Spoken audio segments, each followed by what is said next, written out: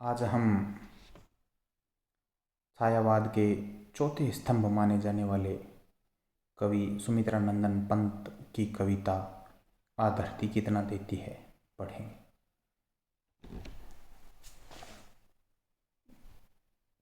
सुमित्रा नंदन पंत प्रकृति के सुकुमार कवि माने जाते हैं। उनका जन्म ही प्राकृतिक दृष्टि से संपन्न अल्मोड़ा जिले के कोसानी ग्राम में हुआ। बचपन में ही अल्मोड़ा की प्रवृत्ति सौंदर्य अवलोकन का उन्हें पर्याप्त अवसर मिला और शायद इसीलिए प्रकृति के प्रति उनका गहरा अनुराग हो गया।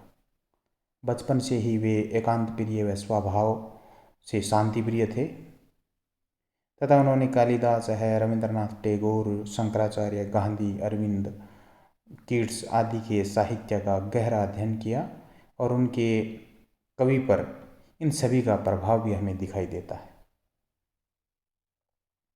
पंत की कविताओं में उच्छ्वास है, ग्रंथि है, वीणा, पल्लव, गुंजन जो इनके प्रारंभिक काव्य संग्रह है, जिनकी कविताओं में पंत का प्रकृति प्रेम हमें शिखर पर दिखाई देता है और प्रकृति के जितने मनोरम चित्र इन कविताओं में पंत जी ने प्रस्तुत किए हैं, उन्हीं के कारण प्रकृति का सुकुमार कवि पंत को कहा जाता है।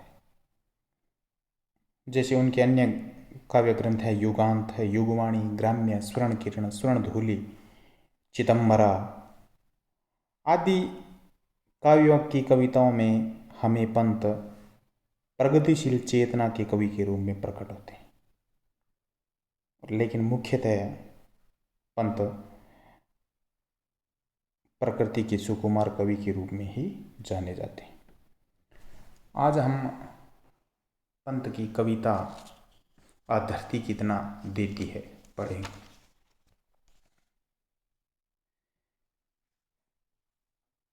आ धरती कितना देती है पंत की कविता में कवि पंत ने स्वार्थ तथा भाग्यवाद के प्रति विद्रोह किया है। कविता में परिश्रम, त्याग, परोपकार तथा मानवता के महत्व को दर्शाया। कविता में पंत की मानवतावादी अभिव्यक्ति है।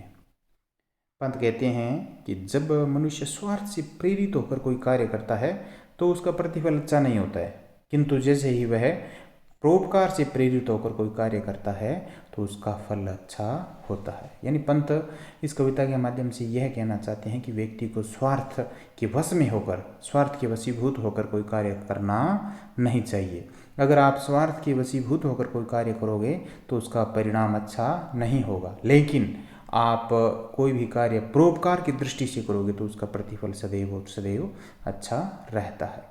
इसलिए कवि ने ये बताया है कि हमें भाग्यवादी नहीं होना चाहिए, न हमें स्वार्थी होना चाहिए।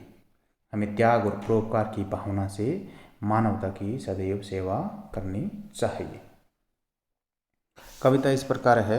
कवि स्वयं कहते हैं, पंत जी स्वयं कहते हैं, मैंने छुटपन में छिपकर पैसे बोए थे, मैंने छुटपन में छिपकर पैसे बोए थे, सोचा था पैसों से प्यारे पेड़ उगेंगे, रुपयों की कलदार मधुर फसलें खनकेगी और फूल फल कर मैं मोटा सेठ बनूंगा। पर बंजर धरती में एक न अंकुर फूटा, बंध्या मिट्टी ने एक भी पैसा न उगला, सपने जाने कहाँ मिटे सब धूल हो गए। मैं हताश हो बाट जोहता रहा दिनों तक, बाल कल्पना के अपलक पावड़े बिछाकर मैं अबोध बालक था। मैंने गलत बीज बोए थे, ममता को रोपा था, तृष्णा को सींचा था। अर्धसती हहराती निकल गई तब से, कितने ही मधुर पतझर बीत गई अनजाने। ग्रीष्म तपे, वर्षा झूली, सर्दी मुस्काई, सी कर हेमंत कपे, तरु झरे खिले वन। और जब फिर से गाड़ी सधी लालसा लिए, गहरे गजरारे बादल बरसे धरती पर, मैंने कौतूहलवश आंगन के कोने में गीली तहों को यूं ही अंगुली से सहलाकर बीज सेम के दबा दिए, मिट्टी के नीचे भूखे अंचल में मणिमाणिक बांध दिए हो। मैं फिर भूल गया इस छोटी सी घटना को, और बात भी क्या थी, याद जिसे रखता मन। किंतु एक दिन जब मैं संध्या को आंगन में टहल रहा था, तब सहसा मैंने देखा, उससे हर्ष विमूढ़ हो उठा मैं विस्मय से। देखा आंगन के कोने में कई नवागत छोटी छोटी छाता ताने खड़े हुए हैं। छाता कहूँ कि विजय पताकाएं जीवन की, या हथेलियाँ खोले थे वे नन्ही प्यारी। जो भी हो, वे हरे हरे उल्लास से भरे पंख मारकर उड़ने को उत्सुक लगते थे, डिंब तोड़कर निकले चिड़ियों के बच्चों से। निर्निमेष क्षण भर में उनको देखता रहा। सहसा मुझे स्मरण हो आया, कुछ दिन पहले बीज सेम की रोपे थे मैंने आंगन में, और उन्हीं से बोने पौधों का यह पलटन मेरी आंखों के सम्मुख अब खड़ी गर्व से। पंत कहते हैं कि मैंने छुटपन में छिपकर पैसे बोए थे। सोचा था पैसों के प्यारे पेड़ उगेंगे, रुपयों की कलदार मधुर मधुर फसलें खनकेगी, और फूल फल कर मैं मोटा सेठ बनूंगा।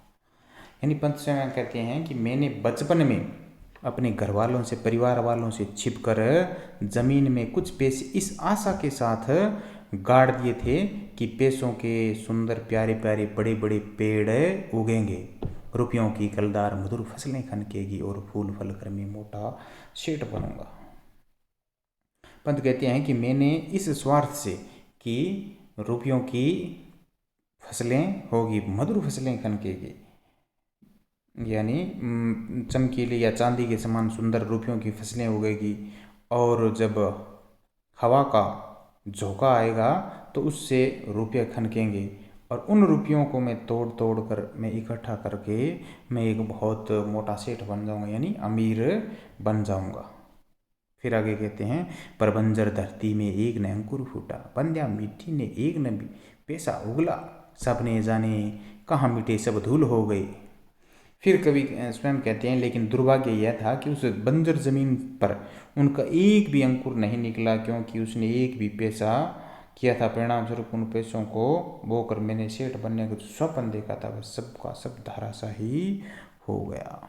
बंध्या मिट्टी से एक न भी पैसा उगला, बंजर धरती में एक न अंकुर फूटा। उन्होंने कहा था कि उस मैंने सोचा कि धरती बंजर है, उससे एक भी रुपया का पेड़ नहीं उगा, और मेरा सारे के सारे सपने धाराशाही हो गई। मैं हताश हो बाढ़ जोता रहा दिनों तक, बाल कल्पना के अपलक पावड़े बिछाकर। और मैं हताश होकर बहुत दिनों तक इनकी प्रतीक्षा करता रहा, और अपनी बाल कल्पना के पावड़े बिछाता रहा कि कब पैसे उगेंगे। मैं जो बाल कल्पना है उसके अपलक पावड़े बिछाकर मैं इस तरह की बाढ़ जोहता रहा, हताश निराश रहा कि एक न एक दिन वो पेड़ उगेंगे। ममता को रोपा था, तृष्णा को सींचा था, अर्धसती हैराती निकल गई तब से, कितने ही मधुर पल दर बीत गई अनजानी। ग्रीष्म तपे वर्षा झूली, सर्दी मुस्काई, शीशी करे हेमंत कपे, तरु झरे खिले वन, और जब फिर से गाड़ी उदी लाल सा लिए, गहरी कजरारी बादल बरसे धरती पर। फिर कवि सुमित्रानंद पंत कहते हैं कि मैं अबोध था, मैंने गलत बीज बोए थे।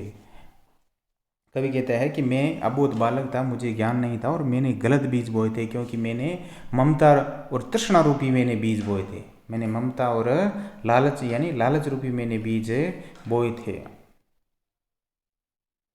फिर कवि कहते हैं कि बड़ी निराशा हुई, मुझे बड़ी निराशा हुई। फिर यह कवि, यानी कवि यह बात तब स्वीकार रहा है जब कवि बड़ा हो जाता है। स्वयं पंत कहते हैं कि अर्धसती हैराती निकल गई तब से, यानी तब से आधी सदी निकल गई है। तब कवि को ज्ञात होता है कि मैं तब अबोध था, तब मैंने गलत बीज बोए थे, क्योंकि मैंने लालच रूपी बीज बोए थे। अब पैसों के बोने के 50 वर्ष बीत चुके हैं। कवि स्वयं कहता है, अर्धसती हैराती निकल गई तब से, यानी तब से लेकर आज उस घटना को 50 साल हो गए हैं जब मैंने पैसों धरती में पैसे बोए थे। कितने ही मधुर पतझड़ बीत गई अनजाने। इसी बीच देखते ही देखते तब से न जाने कितनी बार बसंत ऋतु आई, कितनी बार पतझड़ आई, कभी ग्रीष्म ऋतु आई, कभी तपन ऋतु आई, कभी शरद ऋतु अपनी सुंदरता लेकर आई। फिर कवि कहते हैं कितने ही मधुर पतझड़ बीत गई अनजाने ग्रीष्म तपे, वर्षाएं झूली सर्दे मुस्काई, शीशी कर हेमंत कपे, तरु झरी खिली वन, और जब फिर से गाड़ी उदी लाल सा लिए गहरे कजरारे बादल बरसे धरती पर। फिर कहते हैं कभी वर्षा ऋतु की झड़ी लगी, कभी शरद ऋतु भी अपनी सुंदरता लेकर जीवन में आई। कवि का कहना है कि उनके जीवन में पुनः एक बार वर्षा ऋतु का आगमन हुआ, और तब काजल की तरह काले काले बादल हृदय में गहरी लालसा लेकर पृथ्वी पर बरस पड़े। तब कवि ने उत्सुकतापूर्वक फिर कवि आगे कहते हैं कि मैंने तब, यानी तब जब काले काले बादल बरसे, तब पंत कहते हैं कि मैंने कौतूहलवश आंगन के कोने की गीली तह को यूं ही अंगुली से सहलाकर बीज सेम के दबा दिए, मिट्टी के नीचे भूखे अंचल में मणिमाणिक बांध दिए हों, मणिमाणिक बांध दिए हों। फिर कवि कहता है कि मैंने उत्सुकतापूर्वक अपने घर के आंगन के एक कोने की गीली मिट्टी की परत को उंगली से सहलाकर कुछ सेम के बीजों को मैंने मिट्टी के नीचे दबा दिया। फिर मिट्टी के नीचे दबा दिए। फिर कभी आगे कहते हैं कि मैं फिर भूल गया इस छोटी सी घटना को, और बात भी क्या थी याद जिसे मैं रखता मन। कवि स्वयं कहता है कि सेम के आंगन के कोने में सेम के बीज बोना ये छोटी सी घटना थी, और मैं बीज बो करके उन्हें भूल गया। और कवि कहता है कि मेरा मन कहता है कि याद रखने की कोई बात भी नहीं थी, इतनी बड़ी बात भी नहीं थी जिसे याद रखा जाए। फिर कवि आगे कहते हैं किंतु एक दिन जब मैं संध्या को आंगन में टहल रहा था, तब सहसा मैंने जो देखा उससे हर्ष विमूढ़ हो उठा। मैं विस्मय से देखा आंगन के कोने में कई नवागत छोटे छोटे छाता ताने खड़े हुए हैं। छाता कहूँ कि विजय पाता का जीवन की या हथेलियाँ खोले थे वे, जिन्हें नन्ही प्यारी सी जो भी हों वे हरे हरे उल्लास से भरे। यानी पंत कहते हैं कि फिर एक दिन मैं आंगन में यूं ही टहल रहा था, संध्या का समय था, और मैं आंगन में यूं ही टहल रहा था। कभी कहता है तब अचानक मेरी नज़र पड़ी उसी कोने में जिस कोने में मैंने सेम के बीज बोए थे, उससे हर्ष विमूढ़ हो मैं उठा विस्मय से, यानी मैं आश्चर्यचकित होने के साथ साथ मैं प्रसन्नचित भी हुआ, और देखा कि आंगन के कोने में कई नवागत छोटे छोटे छाता ताने खड़े हुए। यानी आंगन में छोटे छोटे पौधे उग गए हैं, और उनके पत्ते ऐसे लग रहे हैं वे छाता तान करके खड़े हुए हैं, या हथेलियाँ खोले थे वे नन्ही प्यारी जो भी हों वे हरे हरे उल्लास से भरे। यानी ऐसा लग रहा है छोटे छोटे बच्चे अपनी हथेलियाँ को खोले रखते हैं, उसी भांति उनके पत्ते ऐसे लग रहे थे जैसे छोटे बच्चों ने अपनी छोटी छोटी हथेलियों को खोल रखा हो। जो भी हो, कवि कहता है कि वे हरे हरे उल्लास से भरे, पंख मार कर उड़ने को उत्सुक लगते थे। वे पक्षियों की तरह, उनके पत्ते ऐसे लग रहे थे कि पंछी जो पक्षी होते हैं वो उड़ना चाहते हैं, उसी भांति उनके पत्ते पक्षियों के पंखों की तरह लग रहे थे। निर्निमेष क्षण भर में उनको राह देखता, सहसा मुझे स्मरण हो आया कुछ दिन पहले बीज सेम की रोपे थे मैंने आंगन में, और उन्हीं से बोने पौधे की यह पलटन मेरी आंखों के सम्मुख खड़ी गर्व से। फिर कवि कहता है कि फिर मेरे को सहसा अचानक मुझे याद आया, निर्निमेष क्षण भर में उनको देखता रहा। यानी टकटकी लगा के, कवि स्वयं पंत कहते हैं कि मैं टकटकी लगा के उन छोटे छोटे पौधों को देखता रहा। क्षण भर तो मैंने उनको देखा, फिर सहसा मुझे स्मरण हो आया कुछ दिन पहले बीज सेम के रोपे थे मैंने आंगन में। फिर कवि स्वयं कहते हैं फिर अचानक मुझे याद आया कि मैंने ही उसी कोने में आंगन में मैंने सेम के बीज बोए थे, और वही उसी सेम के वे पौधे हैं, और उन्हीं के बोने पौधों की ये पलटन, ये जो पौधों की पलटन दिखाई दे रही है, छोटे छोटे पौधों की पलटन, वह उन्हीं सेम के पौधों की पलटन है जो मैंने एक दिन पहले आंगन के कोने में बोई थी मेरी आंखों के सम्मुख खड़ी अब खड़ी गर्व से। पंत कहते हैं कि वे छोटे छोटे पौधे सीना तान करके बड़े ही गर्व के साथ आंगन में खड़े हैं। यानी कविता के माध्यम से कवि ये कहना चाहता है कि कोई भी कार्य हमें स्वार्थपरता के साथ नहीं करना चाहिए। किसी भी कार्य को करते समय यदि हम में अहंकार है, हम में स्वार्थ है, हमें तृष्णा है, हमें लालच है, तो उस कार्य का परिणाम कभी भी अनुकूल नहीं हो सकता। यदि किसी भी कार्य को करते वक्त हम में परोपकार की भावना है, हमें तृष्णा और लालच लेस मात्र भी नहीं है, तब उस कार्य के जो परिणाम हैं सदैव और सदैव अनुकूल रहते हैं। इसलिए पंत कहना चाहते हैं कि हमें भाग्यवादी नहीं होना चाहिए, बल्कि हमें परिश्रमी होना चाहिए। हमें स्वार्थ को त्याग कर त्याग परोपकार मानवता के महत्व को हमें सदैव और सदैव समझना चाहिए।